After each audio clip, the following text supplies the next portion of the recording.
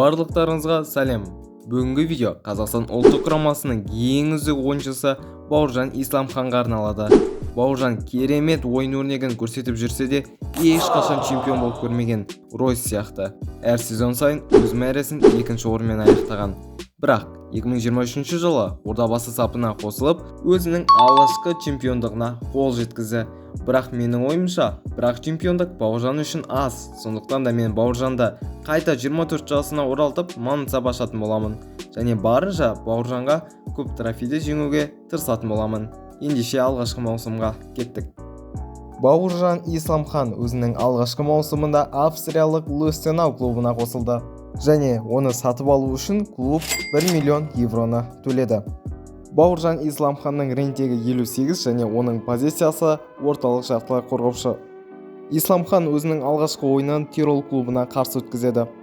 Исламханға керемет пас жетті және ол алға жүгіріп келе жатыр. Керемет навес шығарды және соққы, алайда қақпашы тіреп қалды.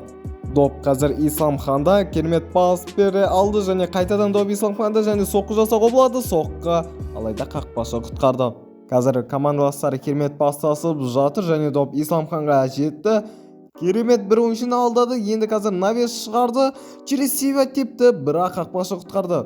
Тағы да қазір шабуылға аттанып келе жатыр және Бауыржан Исламхан керемет пас берді. Енді мүмкіндік, соққы. Ай.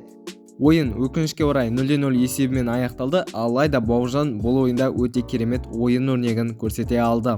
Артта 10 тур қалды. Лустенау клубы 14 ұпайды жинап, қазіргі таңда 7-ші орында тұр және олардың қарсыластары 1-ші орында тұрған Рапид клубы. Егер жеңіске жетсе, онда алғашқы 6-лыққа кіретін болады. Доп Бауыржанға жетті және пас беруге болады. Пас берілді және мүмкіндік, бұл жерде соққы жасауға, соққы жасалды және гол. Доп қазір Исламханда. Исламхан пас берді командаласына және ол қайталады. Бірақ қайтадан Исламхан пас берді және командаластары қазір шабуылда. Доп Исламханда, соққы жасауға болады. Соққы, алайда қақпашы құтқарды. Доп қазір Исламханда, алға қарай беттеп келе жатыр. Алдына бір ойыншы керемет алдады. Енді соққыға мүмкіндік, алайда тағы да қақпашы құтқарды. Лустенау клубы өзінің керекті жеңісіне жетті және 1-ші орында тұрған Рапид клубын жеңе алды. Бұл ойында Бауыржан Исламхан бір нәтижелі паспен көзге түсті. Лустенау клубы Австрия кубогының жартылай финалына дейін шыға алған және олардың ширек финалдағы қарсыластары Рапид болып, оларды тағы да 0-1 есебімен жеңген. Ал біз қазір РБ Зальцбург пен Лустенау арасындағы ойынды көретін боламыз. Олардың қазір результатын қарап жіберейік. Соңғы 5 ойында 3 рет жеңіске жетіп, екеуінде жеңіліс тапқан екен. Қазір біз бірден ойынды өткізіп жіберетін боламыз және қандай есеп тіркелді екен. 3-4 есебімен біздің Лустенау клубы жеңіске жеткен. Алғаш болып олар есепті ашқан және біз қайтадан 1-2 есебімен алға шыққанбыз. Олар қайтадан теңесіріп, біз қайтадан басымдылыққа шығып, олар теңесіріп, солай 104-ші минутта голды соғып, 3-4-ке жеткізіп, есепті жеңіске жеткенбіз. Ал Исламхан болса 5-9 рентеген тіркеген. Исламхан үшін өте маңызды ойын. Бұл Австрия кубогы және олардың қарсыластары мықты клубтардың бірі Штурм клубы. Исламханға пас беретін керемет мүмкіндік бар және пас, енді соққы жасауға болады. Соққы және гол. Есеп 1-0. Бауыржан Исламхан пенальти орындайды және соққы, гол. Есеп 2-0. Лустенау клубы кубокқа бір қадам жақын. Қазір қауіпті мүмкіндік және өкінішке орай олар есепті қысқарта алды. Допты керемет тартып алды. Енді қазір доп Бауыржан Исламханда, керемет мүмкіндік, соққы және гол. Бауыржан Исламхан дубль авторы атанды және есеп 3-1. Қауіпті шабуыл және бұл жерде өкінішке орай тағы да гол жіберіп қойдық. Ойын аяқталды және Лустенау клубы жеңіске жетті. Осылайша Австрия кубогының чемпионы атанды және онымен қоса Бауыржан Исламхан алғашқы маусымында өзінің алғашқы трофейіне ие болды.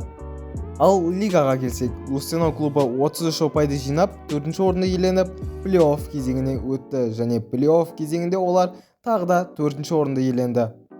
Бауыржан Исламхан бұл маусымда 21 ойынға қатысып, 5 гол соғып, 4 голдық пас беріп, 7 құрғақ ойын өткізді және өзіне 5 рейтингті қосты. Лустенау клубы Европа лигасында өнер көрсету үшін іріктеу кезеңінен өтуі қажет және олардың қарсыластары түркиялық клуб. Олардың алғашқы ойындары 2-2 есебімен аяқталды және екінші ойынын қарайық және бізде 1-2 есебі тіркелді. Яғни Лустенау клубы Европа лигасында өнер көрсетеді. Олар алғаш болып гол соққанмен де Лустенау клубы есепті 2-1-ге жеткізе алды. Ал Бауыржан Исламханға келсек, бұл ойында ол өте керемет ойын өрнегін көрсетіп, 8-1 рейтингіне ие болды. Бұл маусымда да Лусенау клубы Австрия кубогының финалына шыға алды және олардың қарсыластары Ласк клубы. Қазір біз ойынды бірге көретін боламыз және қандай есеп тіркелді? 2-1 есебі тіркелді және Лусенау клубы тағы да кубок иегері атана алды. Бұл Бауыржанның екінші трофейі. Ал лигаға келсек, Лусенау клубы 44 ұпайды жинап, бірінші орынмен плей-оффқа өткен болатын және плей-оффта олар 46 ұпайды жинап, бірінші орынды иеленді, яғни олар чемпион атанды және бұл Бауыржан Исламханның алғашқы чемпиондығы. Ал Европа лигасына келсек, олар 8 ұпайды жинап, үшінші орынды иеленіп, конференциялар лигасына төмендеп кеткен болатын. Конференция лигасында олардың қарсыластары Генк болып, олардан 2-3 есебімен жеңіліс тапты. Осылайша Еврокубоктағы жорықтары аяқталды. Ал Бауыржан Исламхан бұл маусымда 42 ойынға қатысып, 5 гол соғып, 6 голдық пас беріп, 12 құрғақ ойын өткізді және өзіне 7 рейтингті қосты. Ал бұл маусымда Лусенау клубы 40 ұпайды жинап, 3-ші орынды иеленіп, плей-офф кезеңіне өткен болатын. Плей-офф кезеңінде де 35 ұпайды жинап, 3-ші орынды иеленді. Ал Австрия кубогында болса, олардың алғашқы қарсыластары Австрия Вен болып, оларды 0-2 есебімен жеңіп, келесі кезеңге өте алды. Алайда келесі кезеңде РБ Зальцбург клубымен кездесіп, пенальти сериясынан жеңіліс тапты. Онымен қоса, Чемпиондар лигасында іріктеу кезеңінде жеңіске жете алмай, Европа лигасында өнер көрсеткен болатын. Алайда Европа лигасында да жолы болмай, небәрі 5 ұпайды жинап, 4-ші орынмен өз жорықтарын аяқтады. Ал Бауыржан Исламхан болса, 42 ойынға қатысып, 7 гол соғып, 2 голдық пас беріп, 10 құрғақ ойын өткізді және өзіне 5 рейтингті қосты. Бауыржан Исламхан клубтың сәтсіз маусымынан кейін клубта ауыстырамын деп шешеді және ол клуб бізде франциялық Марсель клубы. Марсель клубы Исламхан үшін Лусенау клубына 34 миллион евроны төледі. Бұл маусымда Марсель клубы 57 ұпайды жинап, 4-ші орынды иеленіп, ЮЕФА Чемпиондар лигасына жолдама алды. Ал Франция кубогында алғашқы қарсыластармен тең ойнап, оларды пенальти сериясы арқылы жеңіп, келесі кезеңге өткен болатын. Келесі кезеңде оларды Лиль клубы күтіп, оларды да 1-2 есебімен жеңе отыра ширек финалға өтті. Алайда ширек финалда ПСЖ клубымен кездесіп, олардан жеңіліс тапты. Және Европа лигасында өз тобында еш жеңіліс таппай, бірінші орынмен 1-8 финалға өтті. 1-8 финалда Брага клубымен кездесіп, оларды 4-1 есебімен жеңіп, келесі кезеңге өтті. Келесі кезеңде оларды Спортинг клубы күтіп, 4-3 есебімен жеңіп, жартылай финалға жолдама алды. Және жартылай финалда Слава Брагамен кездесіп, оларды пенальти сериясы арқылы жеңіске жетіп, финалға өтті. Бұл ойын Бауыржан Исламхан үшін де, Марсель үшін де өте маңызды ойын және көрейік қазір. Және өкінішке орай ПСЖ клубы жеңіске жетті. Олар бірінші минутта есепті ашқан, 31-ші минутта Исламхан пенальтиден гол соға алмай қалған және тағы да 2 голды соғып 3-0-ге жеткізген және Исламхан 88-ші минутта гол соққан және Исламхан 6-6 рейтингіне ие болған.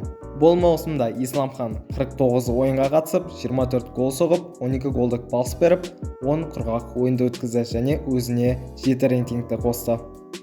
Бұл маусымда Марсель клубы 70 ұпайды жинап, 2-ші орынды иеленді. Ал ПСЖ клубы болса, небәрі 71 ұпай жинап, яғни бір ғана ұпай көп болып, соның арқасында чемпион атанып кетті.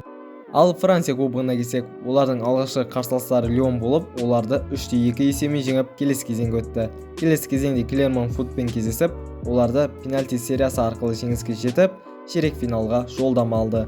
Ширек финалда Лэнс клубымен кездесіп, оларды 2-3 есебімен жеңіп, жартылай финалға дейін жете алды және жартылай финалда өз қарсыластарын 3-1 есебімен жеңіп финалға өтті. Финалда Монако клубын жеңіп, кубок иегері атанды. Ал Европа лигасында 16 ұпайды жинап, 1-8 финалға өткен болатын. Алайда 1-8 финалда Галактасараймен кездесіп, олардан пенальти сериясы арқылы жеңіліс тапты. Бауыржан Исламхан бұл маусымда 44 ойынға қатысып, 21 гол соғып, 16 голдық пас беріп, 10 құрғақ ойын өткізді және өзіне 5 рейтингті қосты. Онымен қоса, Лига 1-де голдық пас беру ойынша бірінші орынды иеленді. Бауыржан Исламхан тағы да клуб ауыстыруды шешті және ол клуб бізде германиялық Бавария клубы. Әрине білетіндеріңіздей Бавария клубының составы өте мықты. Онымен қоса, Бавария клубы Бауыржан Исламхан үшін Марсель клубына 250 миллион евро төледі. Бавария клубы Бундеслигада 77 ұпайды жинап, бірінші орынды иеленіп, чемпион атанды. Ал кубокта болса алғашқы қарсыластары Кёлн болып, оларды 0-2 есебімен жеңді. Және 3-ші раундта өз қарсыластарын 0-3 есебімен жеңіп, ширек финалға жолдама алды.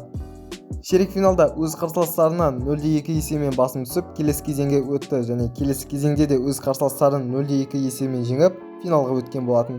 Финалда Боруссия клубымен кездесіп, оларды 0-1 есебімен жеңіп, Германия кубогының иегері атанды. Онымен қоса Суперкубоктың да иегері атанып үлгерді.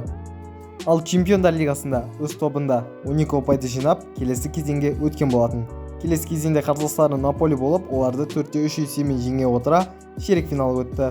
Алайда ширек финалда Манчестер Юнайтед клубымен кездесіп, олардан 4-3 есебімен жеңіліс табып, өкінішке орай Чемпиондар лигасындағы жорығын аяқтады. Бұл маусымда Бауыржан Исламхан 46 ойынға қатысып, 25 гол соғып, 5 голдық пас берді және 13 құрғақ ойын өткізіп, өзіне 2 рейтингті қосты. Бауыржан Исламхан 6 маусымның ішінде 244 ойынға қатысып, 87 гол соғып, 45 голдық пас берді және 7 трофейді иеленді. Бауыржан Исламхан барлық дерлік кубоктарды иеленіп көрді, тек Еврокубоктан басқа. Алайда Еврокубоктың финалына дейін шығып көрді, оның өзі үлкен жетістік десек те болады.